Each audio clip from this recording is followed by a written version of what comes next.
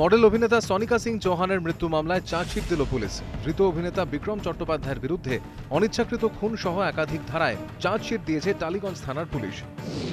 যে ধারায় চার্জশিট: ৩০৪ অনিচ্ছাকৃত খুন, ৩৩৮ জেনে বুঝে মারাত্মক আঘাত, ২৭৯ বেপরোয়া গাড়ি চালানো, ৪২৭ সম্পত্তি নষ্ট। একই সঙ্গে মোটর ভেহিকল অ্যাক্টেও মামলা। বিক্রমের বিরুদ্ধে প্রমাণ হিসেবে আদালতে বেশ কয়েকটি রিপোর্টও জমা দিয়েছে পুলিশ। এর মধ্যে রয়েছে ৮ জনের গোপন জবানবন্দির নথি, দুর্ঘটনাস্থলের সিসিটিভি ফুটেজ, দুর্ঘটনাগ্রস্ত গাড়ির ফরেনসিক রিপোর্ট। সেই সময় গাড়ির গতি ১০০ কিলোমিটারের বেশি ছিল বলে চার্জশিটে উল্লেখ। অভিনেতার মেডিকেল রিপোর্ট।